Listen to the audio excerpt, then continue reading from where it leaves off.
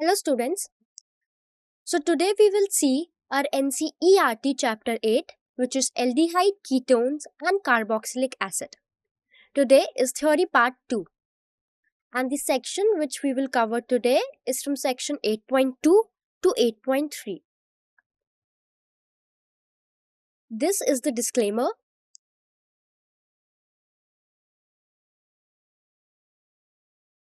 So what is the objective of today's lecture? After attending this lecture, you will be able to understand the topics which we are going to cover today.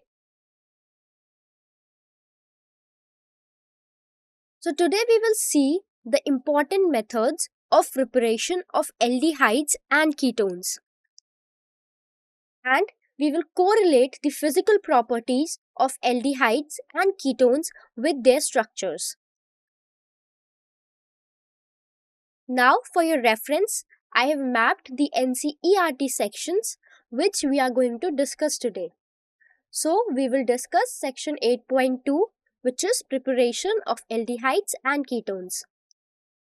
We will see section 8.2.1, which is preparation of aldehydes and ketones, which is the subtopic.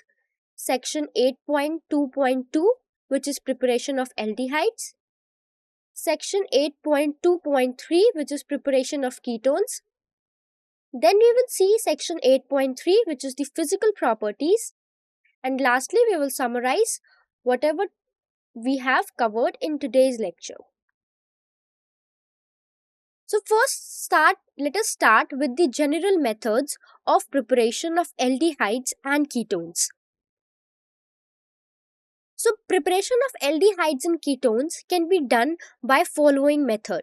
So there are certain methods by which we can prepare aldehydes and ketones.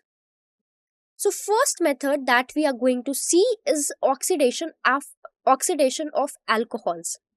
So this process involves converting alcohols into aldehydes or ketones by adding or removing hydrogen. Okay, so this is basically oxidation, that you are oxidizing alcohols to aldehydes or ketones. Second method which we will see is dehydrogenation of alcohols. Now what does the word dehydrogenation means? This method, it involves the removal of hydrogen from alcohols to form aldehydes and ketones. The third method which we will discuss is using hydrocarbons. So we will use hydrocarbons to prepare aldehydes and ketones. Okay, so this method, it involves complex reactions such as ozonolysis or the use of specific catalyst. So one by one we will discuss all of these three methods in detail. Okay, so let's start with the first method, which is oxidation of alcohol. So alcohols can be oxidized to form aldehydes and ketones. So we have to form this oxidation of alcohols, and alcohols can be oxidized to form aldehydes and ketones. So there are certain common oxidizing agents which we use. So to achieve this oxidation, we use oxidizing agents. So what does these oxidizing agents do? So these are the substances that facilitate the removal of hydrogen or the addition of oxygen to the alcohol. So the oxidizing agent which we use is pyridinium chlorochromate, which is called as PCC. Now PCC is particularly useful because it selectively oxidizes primary alcohol to aldehyde without over-oxidizing them to carboxylic acid. So it stops the process at aldehyde without over-oxidizing it to carboxylic acid. Next oxidizing agent which we can use is chromium trioxide, which is CrO3 in anhydrous medium. So this agent is also a powerful agent and it can oxidize the alcohols efficiently. And if I talk about CrO3 also, then it also prevents the over oxidation of alcohol. So that means it oxidizes alcohols to aldehyde without over oxidizing it to carboxylic acid. So primary alcohols yield aldehydes. So when you oxidize primary alcohol, what you get? You get an aldehyde. So if you look at this particular reaction over here, here you see a primary alcohol. Primary alcohol, why? Because the carbon to which your OH group is attached is further connected by one carbon only with this carbon. Okay, so this is a primary alcohol. So when you use an oxidizing agent like PCC or CrO3, you see you get an aldehyde. So this alcohol is oxidized to an aldehyde. So this CHO group over here shows that we have gotten aldehyde. Now let us see with the help of an example. This is a benzyl alcohol. Benzyl alcohol, why? Because the carbon to which your OH group is attached, that carbon is directly attached to a benzene ring. And this is primary benzyl alcohol. Because see, this carbon is further connected by one carbon only. So this is primary benzyl alcohol. And when we use a PCC, so it oxidizes this alcohol to an aldehyde and forms a benzaldehyde. Benzaldehyde, that means to a benzene ring, a aldehyde group is attached. So see, you see over here that it oxidizes alcohol to aldehyde without further oxidizing it to carboxylic acid. And primary alcohol yields aldehyde. Now we will see the secondary alcohol yield ketones. Okay, so secondary alcohols, in this case, they will yield ketones. So if you look at this particular example, you see this is a secondary alcohol because the carbon to which your OH group is attached is further connected by two carbon atoms. So this is a secondary alcohol. When you use a oxidizing agent like CrO3, which is chromium trioxide, you see that it gets oxidized to a ketone. Ketone, why? Because see that this carbonyl group is connected by two carbon atoms. One is this R and one is this R dash. So this R and R dash can be same also or it can be different also. So secondary alcohol get oxidized to ketones. Example, if you see, this is a isopropyl alcohol. So this is a secondary alcohol. How? Because the carbon to which your OH group is attached, that carbon is further connected by two carbons. See, this is CH3 whole twice. So this carbon is further connected to two carbons. So this is a secondary alcohol. And when you use an oxidizing agent like chromium trioxide, you see you get an acetone. And acetone is a ketone. Why? Because to this carbonyl group, you have one methyl group on one side and other methyl group on another side. So this carbon atom is further connected to two methyl groups. So this is an acetone, which is a ketone. So primary alcohol gives aldehyde and secondary alcohol gives ketone.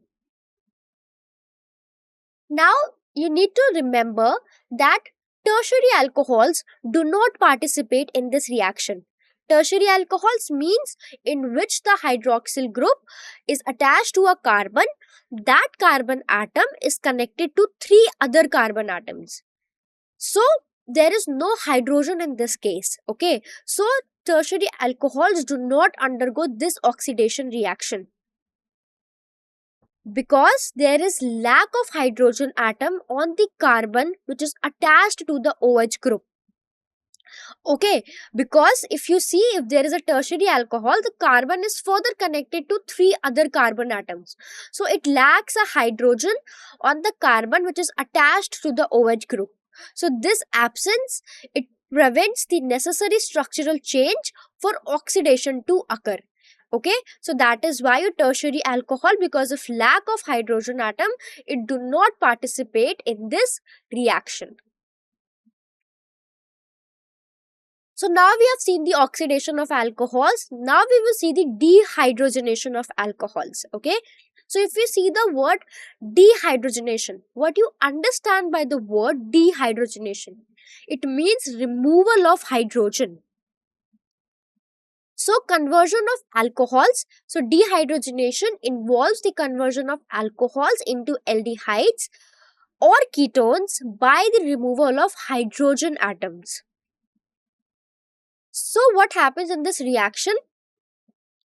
So alcohol vapors, they are passed over heavy metal catalyst like silver and copper. So these metal, they facilitate the removal of hydrogen, which makes this reaction more efficient. So let's break down this dehydrogenation process. So it involves several steps. Okay, what happens in first step? In first step, there is a formation of carbon oxygen double bond. Okay, so see over here, there is the formation of carbon oxygen double bond. In next step, there is breaking of oxygen hydrogen and carbon hydrogen bonds.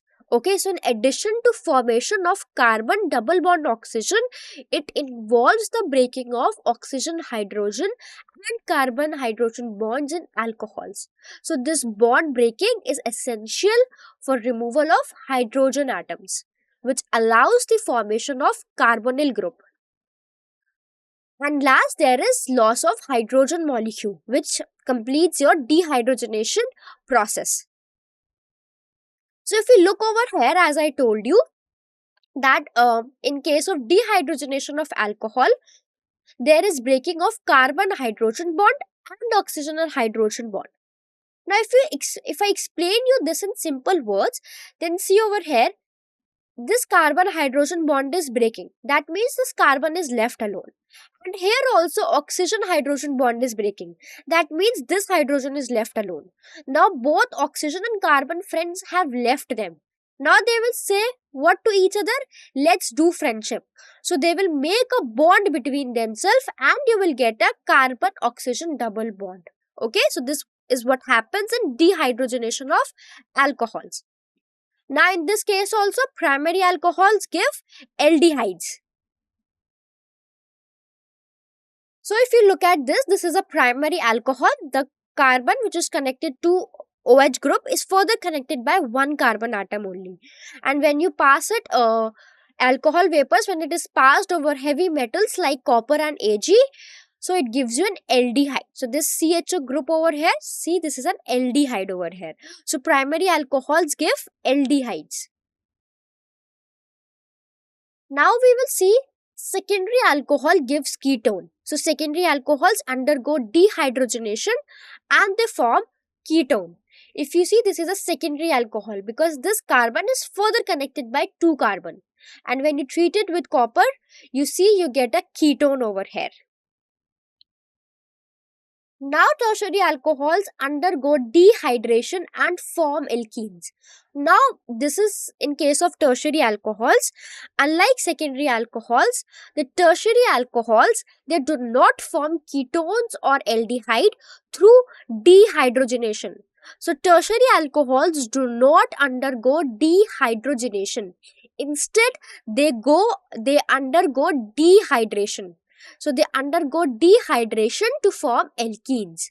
Okay, so tertiary alcohols, they lack a hydrogen atom on the carbon with the hydroxyl group. Okay, that is why they favor dehydration over dehydrogenation. So dehydration means removal of water and dehydrogenation means removal of H2. So remember students, tertiary alcohol undergo dehydration and they form alkenes, not aldehydes or ketones. Now we will see third method, which is using hydrocarbons. So we have seen the other two methods. Now we will look at third method, which is using hydrocarbons. So preparation of aldehydes and ketones using hydrocarbons involve two methods. So there are two methods by which you can prepare aldehydes and ketones using hydrocarbons. First is ozonolysis of alkenes. So in this process, your alkenes react with ozone to form ozonides, okay, and which are further cleaved to produce aldehydes and ketones. We will see in upcoming slide about this process. Next is hydration of alkynes. So this second method is hydration of alkynes, and this involves adding water to alkynes in the presence of a catalyst to form aldehydes or ketones. So now we will discuss one by one about these processes. First is ozonolysis of alkenes. So what happens in this process? This reaction cleaves the carbon-carbon double bond. So you see this is carbon-carbon double bond. So this cleaves the carbon-carbon double bond into carbonyl compound. That is, I can say that ozone adds to the double bond of alkene and forms an intermediate which is called ozonide, okay, which is a cyclic structure. So to carry out this process, we need specific reagents. So the primary reagent is ozone, which is O3, which acts as an oxidizing agent. And we also use zinc dust and water to facilitate the reaction. So what happens when you get an intermediate which is called ozonide, it is then treated with zinc dust and water, which further breaks it into aldehyde and ketones. And one more important thing, that zinc, it prevents the further oxidation to carboxylic acids by removing extra oxygen. So it prevents the further oxidation. Now if you look at this process, it will give you a more clear picture. This is an alkene, okay. Now when you treat it with ozone, which is O3, you get an intermediate which is called ozonide, okay. You see that 3 oxygen atoms get attached. Now what happens is that when you treat it with zinc and water, so zinc gets attached with this oxygen, okay. So zinc gets attached with this oxygen and these two bonds cleave from here, okay. So one is this carbon oxygen bonds get break and one is this carbon oxygen bond, okay. So what happens to fulfill this valency of carbon now? It forms carbon double bond oxygen because oxygen loves to form double bond. So you get corresponding aldehydes or ketones. Now whether you get aldehyde depends if you get an aldehyde, then one side of carbonyl there will be H, okay, and other side can be R group. And if you are getting ketone, then on both sides there will be R group. Okay, so is this clear? Now I'll give you a simple trick how you can just write your product from the reactant. So if this is an alkene, just break this double bond. If you break this double bond, give one oxygen to each of this carbon. So you get an aldehyde and you get an ketone. Okay, so you get an intermediate which is ozonide, and see at the cursor on the screen, this bonds break from here and this breaks from here. Okay, this breaks from here and this breaks from here. Look at this particular example. This is an alkene. Okay, now when you treat it with ozone, in presence of zinc dust and water, you will get a ketone and an aldehyde. So I tell you a simple trick. If this is alkene, just break this double bond. If you break this double bond, this particular will get one oxygen and this will get one oxygen. So see over here, you're getting a ketone because on both side of carbonyl group you have carbon which is attached, R and R dash group, and this is an aldehyde, okay, because on one side of carbonyl there is hydrogen atom, other side there is R group which is attached to a carbon atom. So you get ketone and an aldehyde. Example, let us see. If you have a 2-methyl propene, okay, if this is a particular example, when you treat it with O3, that is ozone, in presence of zinc dust and water, you see, just break this double bond. Okay, just break this double bond. So this particular will get one oxygen and this CH2 will get one oxygen. So when this gets one oxygen, this is propane 2 on. Okay, and this is a aldehyde which is methanol.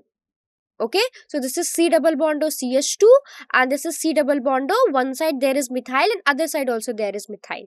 So this is propane 2 on, one ketone and one aldehyde which is methanol. So this is ozonolysis of alkene. So there is one simple trick. Just break this double bond. One oxygen give to this carbon and one oxygen to this carbon. Okay, and you'll get corresponding aldehydes and ketones. Now B part we will look about hydration of alkynes. So alkynes hydration involve addition of water to carbon-carbon triple bond. Okay, so you add a water to carbon-carbon triple bond. Now, to carry out this reaction, you need specific reagents. So, we use sulfuric acid, which is H2SO4, and mercuric sulfate, which is HgSO4. So, these reagents, they are essential as they facilitate the addition of water to alkyne. Now, remember that this hydration of alkyne follow Markovnikov's rule. Now, what according to this rule, the OH group from water attaches to a more substituted carbon. This means it will bond with a carbon which has more carbon atoms attached to it. Okay, and the hydrogen from the water, it will get attached to a less substituted carbon. So this is the carbon with fewer carbon atoms attached. Okay, so if you see, there is addition of water, so there will be addition of OH and hydrogen. So OH gets attached to more substituted carbon and hydrogen gets attached to less substituted carbon. Now the initial product of this reaction is an enol, which is an intermediate. Okay, and this enol then undergoes tautomerization, a process where it rearranges to form a more stable ketone, and the final product is more stable because of the stronger carbon oxygen double bond. So look at this particular example. You have propine, which is an alkyne, because this is triple. There it is triple bond. When you treat it with sulfuric acid and mercuric sulfate, you get an intermediate, which is a enol intermediate. Okay, so if you see over here, water gets attached. Okay, so if you see, water gets OH gets attached to more substituted carbon. So this carbon is more substituted. So OH gets attached to this carbon, and this carbon is less substituted carbon. Okay, so hydrogen gets attached to this carbon, and then further this enol intermediate tautomerized to form more stable ketone. So this is the final product, which is propane 2-on, which is a ketone. So 1, 2, 3, second position denotes where this is a carbonyl group. So this is a ketone which you get as final product. Now, acetylene is the only alkyne that's yield an aldehyde. Okay, so if you see, this is an exception which you need to remember, that acetylene, it is the only alkyne that yields an aldehyde. So instead of yielding an ketone, it yields an aldehyde, which is called, that aldehyde is called acetaldehyde. Okay. Now we will see further preparation of aldehydes. Now the preparation of aldehydes can be done by following three methods. So by these three methods you can do the preparation of aldehydes. First is using acyl chloride. Okay, so acyl chlorides, they are reactive compounds that can be converted into aldehyde through specific reaction. And this reaction is specifically known as Rosenmund reaction. Next is from nitriles and esters. So second method is preparation of aldehydes from nitriles and esters. And third is using hydrocarbons. So one by one we will look at all these three preparation methods. First is using acyl chloride, or we can call it as acid chloride. So we will see that hydrogenation of acyl chloride is carried over PDBaSO4 catalyst. So the first step involves the hydrogenation of acyl chloride using a palladium catalyst which is supported on a barium sulfate, or I can say PDBaSO4. So this catalyst combination is crucial because it facilitates the reduction process more efficiently. Now, barium sulfate plays a key role over here. Why specifically barium sulfate? So barium sulfate, it reduces the activity of palladium catalyst. Now this is important because it helps control the reaction, preventing it from proceeding too quickly or aggressively. Okay, so you need to remember over here that it reduces the activity of palladium, and because it helps control the reaction. So BaSO4 prevents over reduction to alcohols. Now BaSO4, it prevents over oxidation to alcohols, or I can say over reduction to alcohols. Okay, this means that it ensures that the reaction stops at the aldehyde stage, which is our desired product. If you look at this example, this is a reaction of using acyl chloride. So this is benzoyl chloride. Okay, and when you do the hydrogenation, which is carried over palladium BaSO4 catalyst, first is hydrogenation. Okay, hydrogenation, and then this hydrogenation is carried over palladium BaSO4 catalyst, then you get a aldehyde. Okay, so this benzoyl chloride is converted into aldehyde. Now, this reaction is very commonly called as Rosenmund reaction. So, you need to remember this name of Rosenmund reaction. And what is happening in Rosenmund reaction? That there is hydrogenation of acyl chloride, which is carried over palladium BaSO4 catalyst. And the final product which you get is benzaldehyde.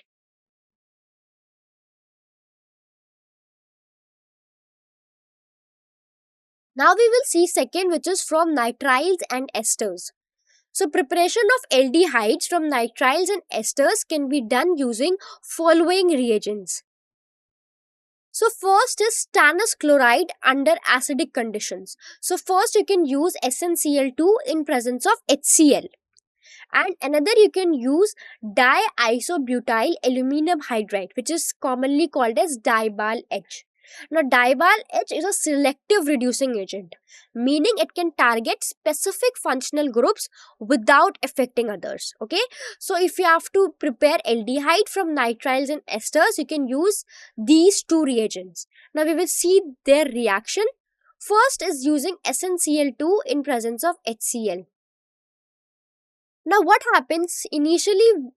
We have a nitrile where there is triple bond between carbon and nitrogen.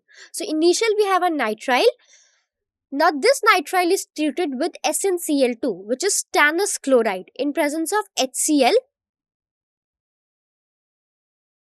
What happens? As a result of this treatment, we form an intermediate, and that intermediate is called imine intermediate. Imine, where there is double bond between carbon and nitrogen.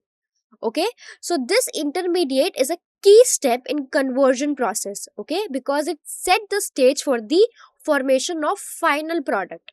Now what happens? The imine undergoes hydrolysis and it yields the corresponding aldehyde.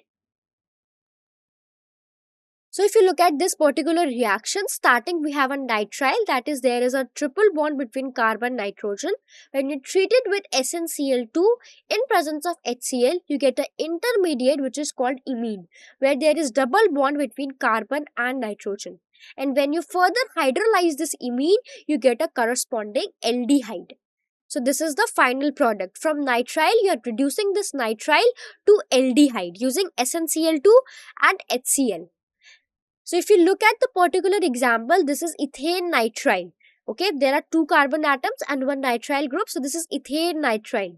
When you treat it in presence of SnCl2 and HCl, you get an intermediate which is imine. And when you further hydrolyze it, you get an aldehyde. So this is ethanol. In aldehyde, the E of alkane is replaced by Al. Since there are two carbon atoms, so this will be ethanol.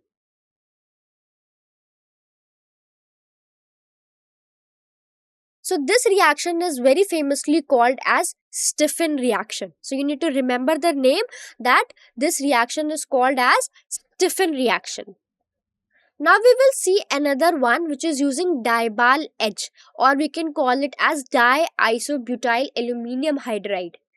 So nitriles, they are selectively reduced by Dibal-H to imines. Okay, so if we focus on these steps, so Dibal-H over here is a mild reducing agent that allows us to stop the reduction at imine stage rather than reducing it to an amine. Okay, so this is a mild reducing agent. So imines are hydrolyzed to yield corresponding aldehydes. Okay, so once we have our imines, the next step is to hydrolyze them to get the aldehyde. So if you look at this reaction, initially you have a nitrile. When you treat it with diol H, you get an intermediate which is called imine. There is double bond between this carbon and nitrogen. And when you further hydrolyze this imine, you get a corresponding aldehyde. Example, if you see over here, this is hex 4E nitrile. So this is a CN group which is attached. How many carbon atoms if you count? 1, 2, 3, 4, 5, 6. 6 carbon atoms. The root word will be hex. Okay, so hex 4E nitrile, because this is double bond. When you treat it with diisobutyl aluminum hydride, first you will get imine as an intermediate, and that imine is then hydrolyzed to yield an aldehyde, and this is hex 4enol. This is an aldehyde group. If you count again, you have 6 carbon atoms, and on fourth position this is one double bond. And in case of aldehyde, the E of alkane is replaced by ul. So you get hex 4enol. Okay. Now we are going to see that esters can be reduced to aldehydes using diol H. So diol H or diisobutyl aluminum hydride is a reducing agent that is particularly used for converting esters to aldehyde. Okay. Now if you see, this is an ester. When you treat it with diol H in presence of water, if you see, the temperature over here is 78 degrees Celsius. Okay, when you treat it with water, you get a corresponding aldehyde over here. So if you look at this example, this is an ester. You see, this is an ester group which is called as ethyl deconate. So esters are named as alkyl alkonate. Okay, so this alkyl part comes from which is attached to this oxygen. So this ethyl is attached to this oxygen, so this is ethyl. And if you see, there are 9, 10, 11 carbon atoms. So this is undeconate. When you treat it with diol H in presence of water, you see you get a corresponding aldehyde, which is undecanal. Because how many carbon atoms are there? 9, 10, 11. 11 carbon atoms are there. So this is undecanal. Now if you see the mechanism of how you transform it to diol H. So first, diol H reduces esters to form tetrahedral intermediate. Okay, so first what happens, that diol H we know is a selective reducing agent. Okay, so diol H, it will attack your ester and it will form a tetrahedral intermediate. So if you look at this, this is an ester. When you treat it with diol H in presence of water, you see that this diol H, it attacks the ester and it forms this tetrahedral intermediate. And at low temperature, this intermediate is stable, and it further on workup, it gives you an aldehyde and an alcohol. Okay, so we are starting with an ester. You treat with diol H, you get an tetrahedral intermediate, okay, which is stable at low temperature, and when you do workup, you get an corresponding alcohol and an aldehyde. Okay, so now let's start from the third method, which is using hydrocarbons. Okay, so we will see the preparation of aldehyde using hydrocarbons. So hydrocarbons are compounds which are made up of hydrogen and carbon atoms. So preparation of aldehydes using hydrocarbon involve 3 methods. So there are 3 methods by which we can prepare the aldehydes. First one is the oxidation of methyl benzene. Now what is the another name of methyl benzene? So methyl benzene is also known as toluene. So what happens in this reaction? Toluene is oxidized to form benzaldehyde. Okay, and here we are specifically targeting the methyl group which is attached to the benzene ring. Next method is side chain chlorination followed by hydrolysis. So this method involves adding chlorine to the side chain of hydrocarbon, which is then converted into an aldehyde through hydrolysis. And the third one method which we will discuss is Getterman-Koch reaction. So it is a technique to produce aldehyde from hydrocarbon. Okay, and this reaction involves carbon monoxide and hydrochloric acid in the presence of a catalyst. So I just gave you an overview about all these three preparation methods. Now one by one we are going to discuss all of these three methods. So first we will talk about oxidation of methyl benzene. So this process involves adding oxygen to methyl benzene and transforming it into an aldehyde. So now this can be done using the following reagents. Okay, so we can do the oxidation of methyl benzene using the following reagents. First one is chromyl chloride, that is CrO2Cl2. So this reagent, what is the nature of this reagent? It is an oxidizing agent, meaning that it helps add oxygen to methyl benzene. B is chromic acid. Chromic acid is CrO3. So like chromyl chloride, chromic oxide is also an oxidizing agent. So it helps convert methyl benzene into an aldehyde by facilitating the addition of oxygen. So these are the two reagents that you can use for the oxidation of methyl benzene. So first one we will study is now use of chromyl chloride, that is CrO2Cl2. Now CrO2Cl2, it selectively oxidizes the methyl group of an aromatic ring to form an aldehyde. Okay, so it is a powerful oxidizing agent. Let us look at an example. So the oxidation of toluene to benzaldehyde. So toluene is a simple aromatic compound with a methyl group which is attached to a benzene ring. Now by using chromyl chloride, we can convert this methyl group into an aldehyde group. So this happens in two steps. In step number 1, the methyl group of toluene, it is oxidized to a corresponding chromium complex. Okay, so the methyl group of toluene is oxidized to form a chromium complex. Now look at this particular reaction. This is toluene. Okay, that is to this benzene ring a CH3 group is attached. When you use chromyl chloride, that is CrO2Cl2, in the presence of CS2 over here, okay, which is a non-polar solvent. So what is the use of this CS2 over here? So it dissolves chromyl chloride and the organic substrate, okay, which facilitate the formation of an intermediate. So since CS2, it is a non-reactive, so it does not interfere with the reaction and it allows us the desired oxidation. Okay, so when you treat toluene with CrO2Cl2 in presence of a non-polar medium which is CS2, you get a chromium complex. So that is the methyl group of this toluene, it is oxidized to a corresponding chromium complex. So this is a chromium complex which you get. Now step number 2 is we hydrolyze this chromium complex. So hydrolysis, what do we mean by hydrolysis? So hydrolysis is a reaction with water that breaks down the complex. So using water you break down a complex, that is hydrolysis. So when you will hydrolyze this chromium complex, you will ultimately yield benzaldehyde.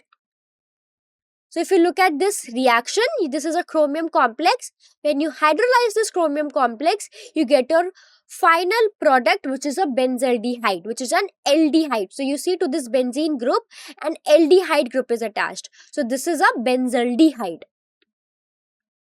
Now this reaction is famously called as Itard reaction. Okay, so it is named after a chemist who discovered it. And it is a classic method for preparing aromatic aldehyde. So aromatic aldehyde which is a benzaldehyde. So you need to remember this name, that this reaction is called Itard reaction.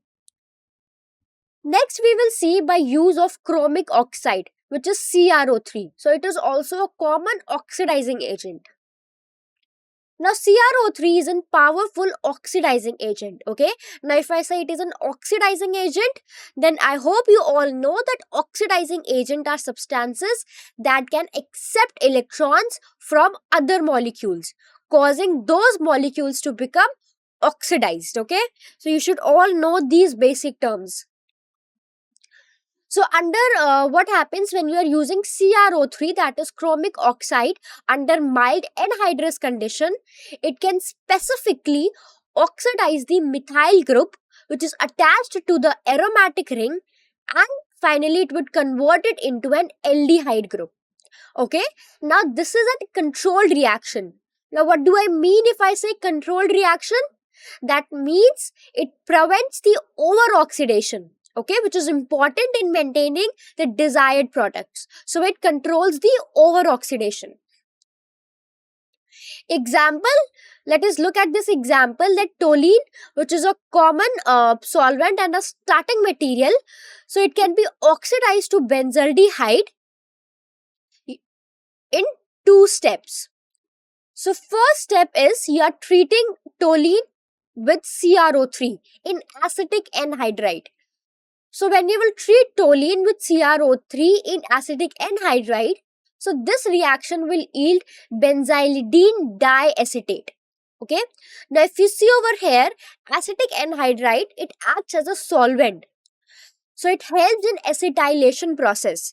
That means it is an addition of an acetyl group to a molecule. So if you see over this image, you will see that this is a toluene. When you treat it with CrO3 in acetic anhydride, this forms benzylidene diacetate. Okay.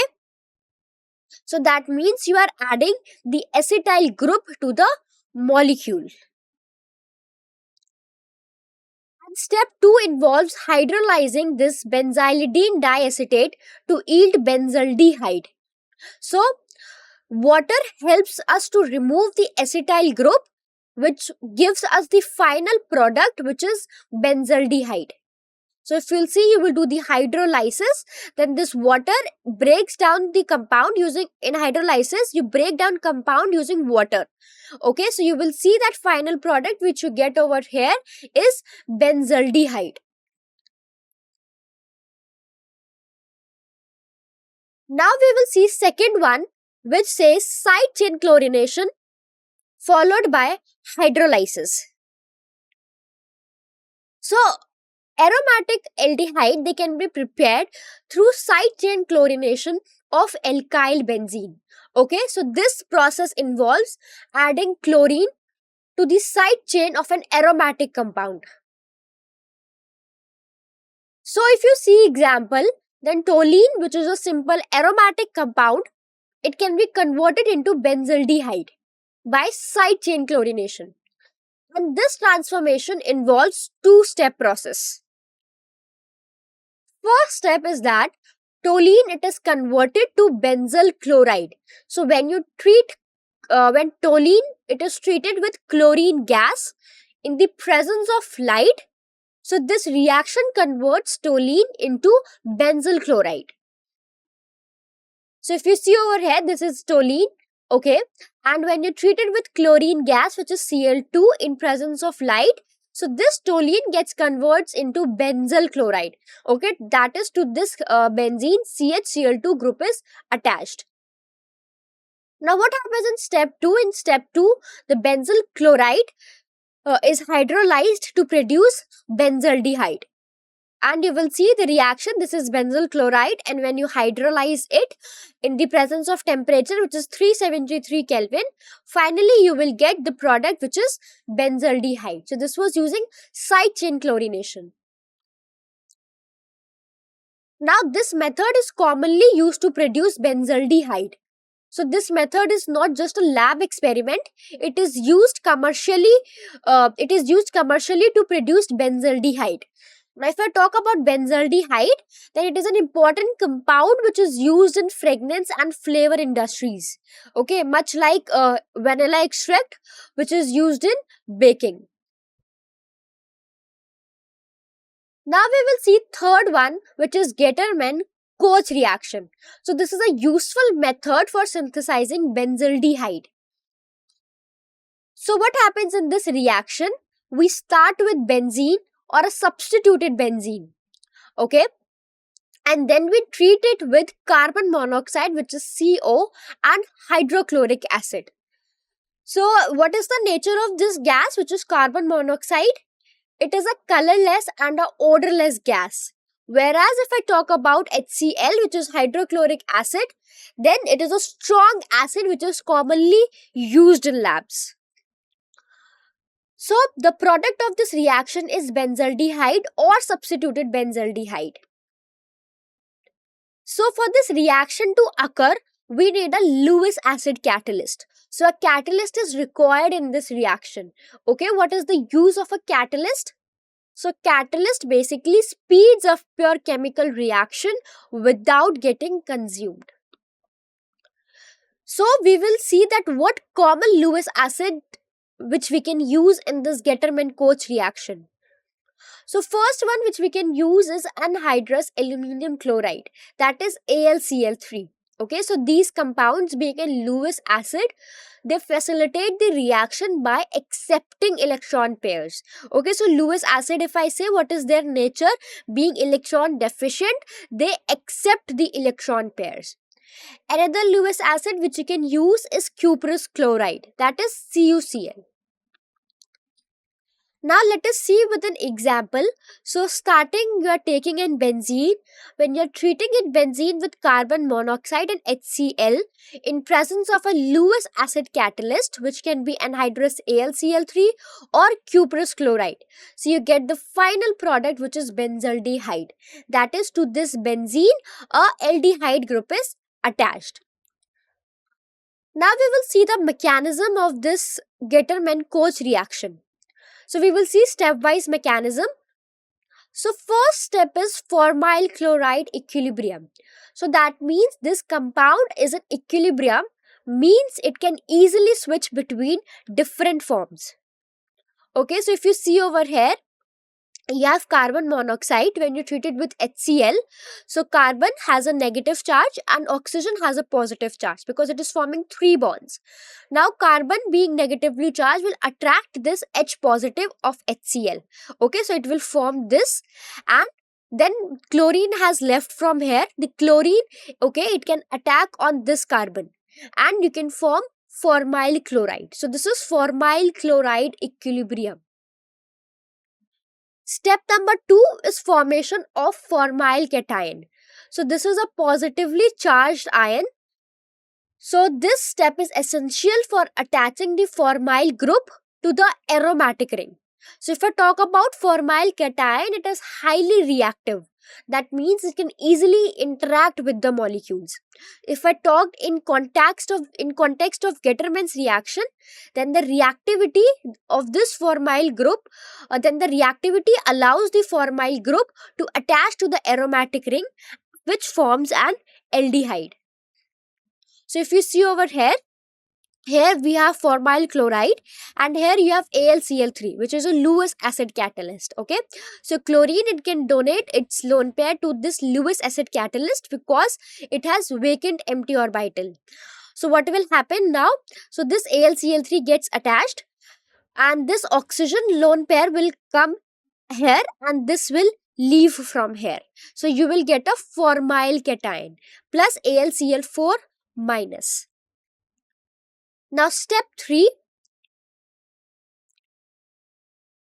If I talk about, it is an electrophilic aromatic substitution. Okay, so in this process, the aromatic ring, so this is the aromatic ring, it acts like a magnet for a positively charged electrophile. And in this case, what will be your electrophile? It is a formyl cation in this case. This is your electrophile. So as the reaction will progress, the formyl cation, it attaches to the aromatic ring. So see over here with the pi electrons, it will attack on this carbon. So your formyl cation will attach to this aromatic ring, forming an intermediate complex. Now, finally, this intermediate complex undergoes deprotonation. That means it loses a hydrogen. So, you'll see over here that AlCl4 will abstract this hydrogen from here, and this bond will go down from here. So, it loses a hydrogen ion and it forms a final product, which is the aldehyde product. Okay, so this was the Gettermann's-Koch reaction.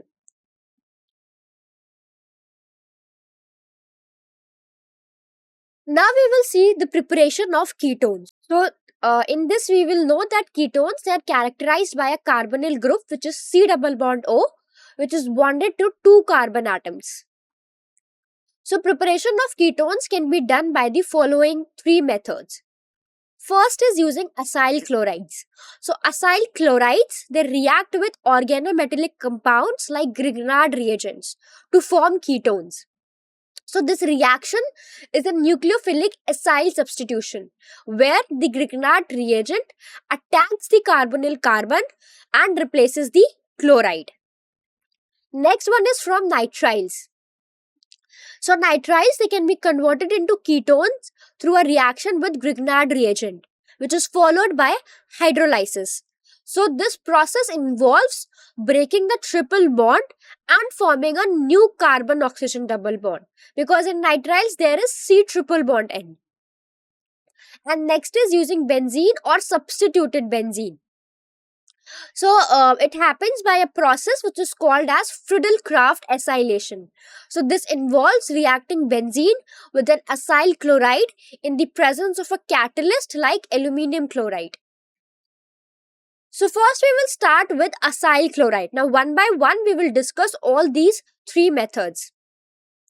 So this reaction involves dialkyl cadmium, a compound which we can make from Grignard reagent and cadmium chloride. So you can see over here that acyl chlorides, they react with dialkyl cadmium to yield ketones. Now dialkyl cadmium is prepared from Grignard reagent and cadmium chloride. So when you react Grignard reagent and cadmium chloride, you get dialkyl cadmium. Now the reactions which are involved, so you will see in this reaction you have two molecules of Grignard reagent. This is RMGX. So you have two molecules of Grignard reagent, and when you react it with cadmium chloride, it forms dialkyl cadmium. So this is a type of an organometallic reaction where the organic group is bonded to a metal. So cadmium is a metal and the organic group get bonded to a metal. And you will see you will get a byproduct which is magnesium chloride. Okay, so this is a salt which can be removed from the reaction mixture. Next, we have the reaction between the acyl chloride. So this is acyl chloride and this is dialkyl cadmium. So this reaction produces ketone. So ketone, you will see there is C double bond O, which is a carbonyl group, and both sides it is bonded to carbon atoms, or I can say to alkyl groups. So this cadmium chloride, and you will see over here this CdCl2 or this cadmium chloride which is formed here, it can be recycled or disposed of safely. Why? Because this cadmium chloride, this cadmium compounds, they are toxic in nature. Now let us see with the help of an example. So this is methyl magnesium bromide, which is a Grignard reagent. So see CH3MgBr, which is a Grignard reagent. It reacts with cadmium chloride and it forms dimethyl cadmium. So to this cadmium, two methyl groups get attached. So this is dimethyl cadmium. And in next step, you will see that dimethyl cadmium, which is this CH3 whole twice 2CD, it reacts with propanoyl chloride. Okay, and it forms butane 2-on, and this is what? This is a ketone. To this carbonyl group, one side this ethyl group is attached and one side this methyl group is attached. So finally from propanoyl chloride, when you react it with dimethyl cadmium, you get butane 2-on. Okay, so this is also known as methyl ethyl ketone. And at last you get CdCl2. So as I told you, these compounds are toxic, so proper safety measures are required when you are working with such type of compounds. Now the second method which we will see is from nitriles. So when nitriles react with Grignard reagent, they form an intermediate, and that intermediate is called as ketamine. Okay, so ketamine is the intermediate which is formed. Now the ketamine intermediate, it undergoes hydrolysis. Hydrolysis, it breaks down the intermediate, resulting in the formation of a ketone. So finally you get your product as a ketone. Now look at this reaction. This is a nitrile which is R C triple bond N. When you treat this nitrile with a Grignard reagent, that is RMgX, you get an intermediate which is called as ketamine. So this is the intermediate, that is C triple bond N, and both sides this is one R group, both sides there is alkyl group. And when you hydrolyze it, and hydrolysis, this intermediate, that is ketamine, yields the final product which is ketone. Now let us understand it with an example.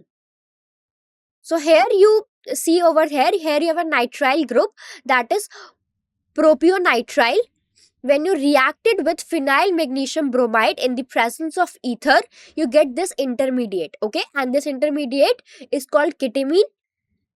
And when you further hydrolyze it, you get a final product which is propiophenone, or you can also call it as 1-phenyl propanone. So this is finally a ketone. So this is how from nitriles, using Grignard reagent and then following hydrolysis, you get a final product which is ketone. Now third, we will see using benzene or substituted benzene. So this involves a reaction where a benzene, it is treated with acid chloride. So benzene or substituted benzene, it is combined with acid chloride in the presence of a Lewis acid. So a Lewis acid is a compound that can accept an electron pair. Okay. So the final product which you get is a ketone. So the commonly used Lewis acid is anhydrous AlCl3. So you can use a Lewis acid as AlCl3, which is aluminum chloride. Now this compound is crucial because it activates the acid chloride, making it more reactive. So the activation of this acid chloride, it generates a highly reactive psyllium ion. Okay, and this ion is what reacts with the benzene to form the ketone. So if you see over here, this is a benzene, and when you react it with acyl chloride in presence of anhydrous AlCl3, so this AlCl3 activates the acyl chloride, which makes it more reactive. Now the activation of this acyl chloride, it generates a highly reactive psyllium ion. Now that psyllium ion finally reacts with the benzene and it forms a ketone. So finally you get ketone as your final product.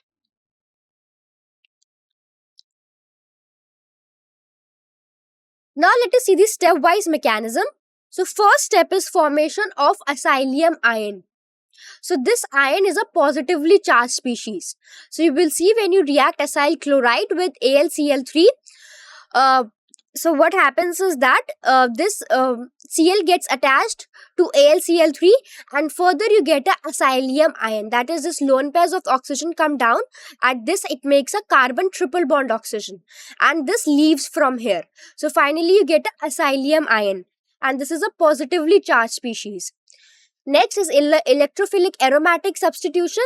So in this reaction, the psyllium ion acts as an electrophile.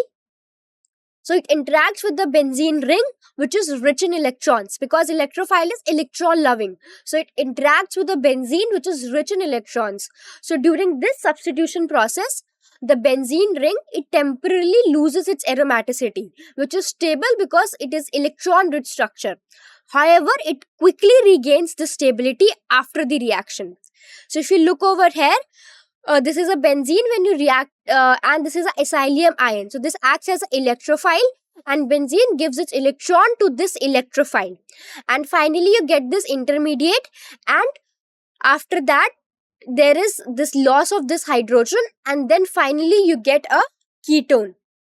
Okay, so if you'll see during the substitution process, this loses its aromaticity, and however it will quickly regain its aromaticity as your reaction will further proceed. So this AlCl4 minus will abstract this hydrogen, and finally you will get a ketone.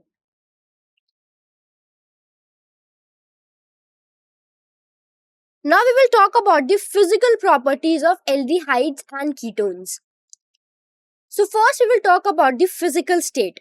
So aldehydes and ketones, they can exist in different physical state depending upon their molecular size. So the lower members, which have up to 4 carbon atoms, they are typically volatile liquid or gases. That means it can easily evaporate and are often found in air around us. Next, if I talk about higher members with more carbon atoms, then these compounds tend to be liquids or solids. And this change in state is because of their increased molecular weight. And increased molecular weight affects that how your molecules interact with each other. So lower members are volatile liquid or gases, and higher members are liquids or solids. Next, if I talk about order of these compounds, the lower members of aldehydes and ketone, they have a sharp pungent smell. This is why some of them, they are used in industrial applications as solvents or in cleaning products. And as the molecular weight increases, the odor of these compounds become less pungent and more fragrant. So that is why some higher aldehydes and ketones, they are used in perfumes and flavorings.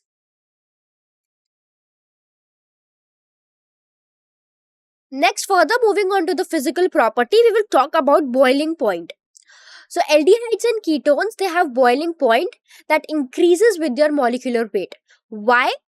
Because as the molecular weight increases, the boiling point rises, because large molecules have a more surface area, and if they have a more surface area, it will lead to a stronger intermolecular forces.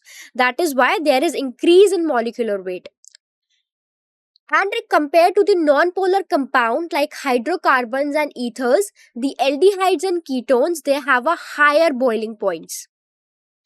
This is because of the dipole-dipole interactions which is present in aldehydes and ketones, and which are absent in non-polar compounds. Because in aldehydes and ketone, there is carbonyl group. So because of the presence of that dipole-dipole interactions, and this interaction is absent in non-polar compounds. However, if I talk about aldehydes and ketones, they have lower boiling points than alcohols of similar mass. Why? Because alcohol, they can form hydrogen bonds, and these hydrogen bonds, they are much stronger than the dipole-dipole interactions in aldehydes and ketones. So the reason is given because of the absence of intermolecular hydrogen bonding in aldehydes and ketones. So that is why they have a lower boiling point compared to alcohols. Because hydrogen bonding, it significantly increases the energy which is required to change the state from liquid to gas. That is why the alcohols boil at higher temperatures. Now look at this particular table. This shows the increasing order of boiling point. So if you go from N-butane to propanol, this shows a increasing order of boiling points with the molecular masses of 58 and 60. So let's talk about the physical properties. So then we will talk about the solubility. So these compounds, first we will talk about their solubility in water. So the lower members, they are soluble because of the hydrogen bonding with water molecules. So if I talk of the lower members of aldehydes and ketones, they are soluble in water. Why? Because they can form hydrogen bonds with water. However, as the hydrocarbon chain increases, the solubility in water decreases. Now, why this happens? This is because the non-polar nature of the longer hydrocarbon chains. So, these hydrocarbon chains, they are non-polar in nature. So, being non-polar in nature, they do not interact well with water. So, that is why their solubility in water decreases. If you look at this particular diagram, then here you have a ketone, okay, and see, it can form hydrogen bonding with water. Okay, so oxygen being more electronegative over here has a negative charge, and hydrogen has a positive charge. So lower members, they are soluble because of this hydrogen bonding with water molecules. Now, if I talk about the solubility in organic solvents, then they are soluble in most of the organic solvent because of their polar carbonyl group which is present, C double bond O. Now, this allows them to form a strong dipole-dipole interaction with polar or non-polar functional group which is present. Next, if I talk about the polarity, then high polar because of the presence of CO group. Then these aldehydes and ketones, they are highly polar. Why? Because of the presence of C double bond O group. So thank you, student, for attending this lecture. I hope the concepts which we have discussed are clear. I hope you all have a good day. Thank you.